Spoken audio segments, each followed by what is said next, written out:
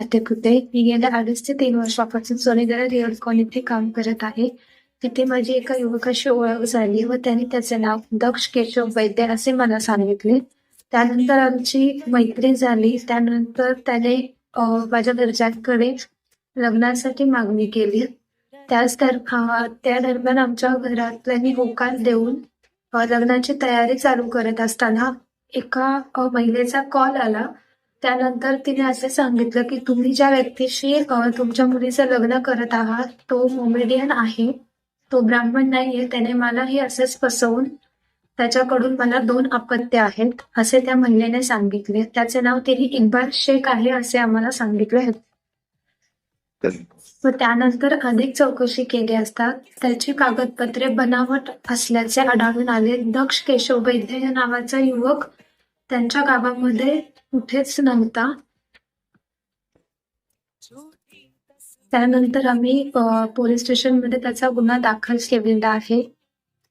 12 मार्च रोजी त्याला कोर्टात हजर केल्यावर त्याला वाचवायला आलेल्या त्याच्या जिहादी प्रवृत्तीच्या लोकांनी मला व माझ्या परिवाराला जिवंतपणे मारण्याची धमकी दिलेली आहे. ते माझ्याशी जवळीक साधून माझ्यावर अत्याचार केलेले आहे. त्याला कठोरात कठोर शिक्षा व्हावी व त्याला जामीन मिळू नये अशी माझी मागणी आहे.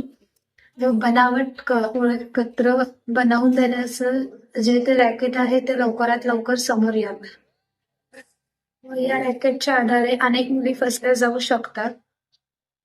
माझी सर्व महिला भगिनींना विनंती आहे की अशा जिहादी प्रवृत्तीच्या व्यक्तीपासून आपण सगळ्यांनी सावध राहावे. परवा काय झालं नात्यापुत्यामध्ये काय झालं की दक्ष वैद्य नावाचं त्यानं फेसबुकला अकाउंट काढलं. दक्ष वैद्य नावाचं त्यानं फेसबुकला अकाउंट काढलं आणि आपल्या एका हिंदू मुलीला प्रेमाच्या जाळ्यात अडकवलं. तिला माहितच नाही हा दक्ष म्हणून ती बोलतीये चालतीये, तो घरी येतोय जातोय सगळं झालं. आणि मग नंतर तिला कळालं की हा इकबाल शेख आहे, तो दक्ष वैद्य नव्हता. आपल्या इथं घडलंय, मी कुठलं तिकडचं लांबचं सांगत नाही, जम्मू काश्मीरचं, ओडिसातलं, उत्तर प्रदेश मधलं सांगत नाही, सोलापूर जिल्ह्यातल्या माळशिरस तालुक्यातल्या नात्यापुत्याची गोष्ट सांगतोय. तो दक्ष वैद्य निघाला इकबाल शेख.